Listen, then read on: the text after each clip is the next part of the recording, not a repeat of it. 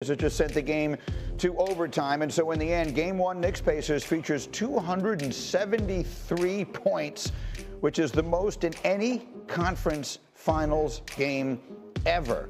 They say styles make fights. The Pacers certainly pushed the pace. Could that be trouble for a Knicks team that plays their starters such heavy minutes? Charles Barkley thinks yes. Knicks, to me, they look tired. They did. Exhausted. They look exhausted. Because obviously we have a camera view where we can watch players like, yo, this man is bent over in the second quarter.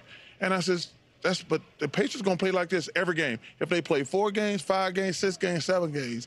And now, because the Knicks went an extra game because we were working on the schedule with the Celtics, these things that we're going to play every other day now. That's right, we are. And you can't get, so to answer your question, can they play those guys? 7 guys. Every other day? No, they cannot.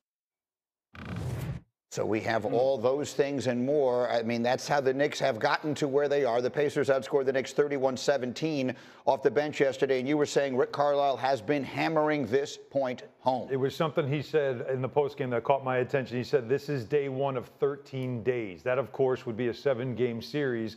And what he's setting up for is to let the Knicks know you're in for a marathon. And it's going to be like this. And he's going to play the long game by the later part of this series.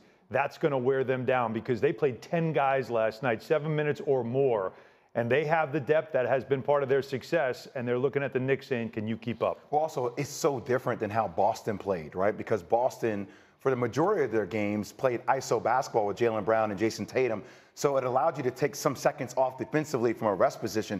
But when you think about when Boston lost Jason Tatum, the ball started moving a ton, backdoor cuts, a lot of movement off the ball. That's how Indiana plays, but at a faster pace. And I think that's why when you talk about pace with this team, you're not just talking about transition basketball and getting up and down the floor. You're talking about the attention to detail in the half court and the way that demands that you are clicking on all cylinders quickly defensively to communicate, which is why late when you're looking, you're like, oh, the threes that you're giving up, Nesmith, that's because of the pace that they play with even in the half court set. Yeah, first of all, you got to give Rick Carlisle credit. He's made some great moves strategically last night. But then to your point, he plays the mental warfare game better than most. The things that he says in the post-game press conference or even to start the series is to put doubt or put thought in your mind. So now that emotional stuff and the mental fatigue, it starts to weigh on you as well. And look, sometimes the numbers just jump off the page. Matt, can we put a B15, please? Part of this certainly stems from Jalen Brunson having picked up his 5th foul in this game, but the Pacers wind up shooting 10 of 12 from the floor with Brunson as the primary defender. They scored 26 points directly from on-ball screens when Brunson was the screener defender. That's the most allowed in any game of his career, including regular season and playoffs. So, Coach, they have a strategy. They go to it again. It's emphasized, or it is perhaps made all the more significant because Brunson has the 5 fouls and can't take a risk of picking up his 6th. But they clearly used that strategy to their enormous advantage last night. Well, I mean, it's understandable, right? When you have a guy that has the impact on the game that Jalen Brunson does,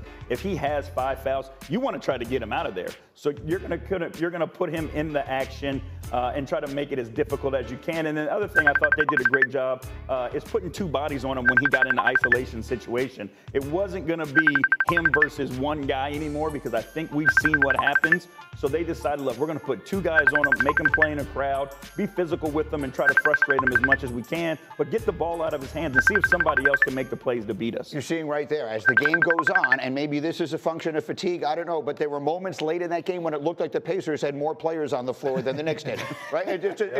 Well, they were fresher. They're fresher, Sometimes it gets frenetic, and it feels that way. It looks like they were able to blitz Brunson and still have no trouble rotating. No one winds up open. Usually it was not only that they think he's a weak defender, because I think he's gotten a lot better as a defender over the last couple of years, but it was getting him in foul trouble. It was wearing. It was not only that they think he's a weak defender, because I think he's gotten a lot better as a defender over the last couple of years, but it was getting him in foul trouble. It was wearing him down. And sometimes it's not just about wearing him down by picking him up 54 feet. It's also wear him down by making him play defense all the time as well. And then once he had the foul trouble, now it makes it even more that he's got to be careful.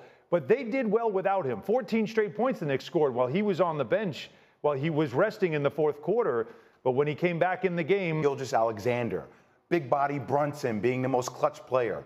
The most underrated player left in the playoffs is Tyrese Halliburton, and we should start referring to him Gilgeous Alexander, big body Brunson being the most clutch player. The most underrated player left in the playoffs is Tyrese Halliburton, and we should start referring to him in the biggest stages. These have been 3 demoralizing comebacks they've had in critical situations throughout the playoff. It's been one of the best playoff runs that we've seen in a long time, and nobody really talks about it the same way or with the same venom that we talk about Edwards or we talk about SGA or we talk about Jalen Brunson. Well, maybe it's time we start talking about Tyrese Halliburton that way. I love your word. Here he was against Milwaukee with the huge shot there to help his team find a way to win that series and moving on, and then he does it again last night. He did it against Cleveland in the second round series as well here. Tyrese Halliburton just spectacular.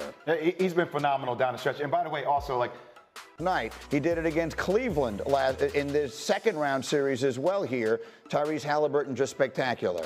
He's been phenomenal down the stretch. And by the way, also, like, it's where he gets his shot off from, JB. Right. It's an unorthodox shot, which I almost think it throws people off on where the ball actually comes from.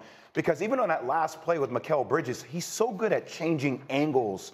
And he's a little bit of that herky-jerky kind of Jamal Crawford. Not the same smoothness, you know what I mean? But unorthodox dribbling style. And he's got 2 different shots. Like his spot shot is different than his off-the-bounce shot. So like where he releases the ball off the dribble is different than when he does in his spot. So when he creates that space, because he's 6'6" with long arms, he gets that step back, he can create separation. Like that last clip, the idea to run out of the play and run back to the 3 left Mitchell Robinson in a tough position where he hesitated for 1 second and it created that space for him to get the shot off. He was actually mic'd up, Halliburton was, and afterwards you could hear him. I saw it this morning somewhere on Twitter, him saying, I can't believe, how did I not get back to the 3? His intention, obviously, is to make, he was mad at himself that he left a toe on the line. As we continue so much more on the mayhem at Madison Square Garden. Halliburton is the headline, but straight ahead, Jay Will and Coach JB are going to break down exactly how this happened.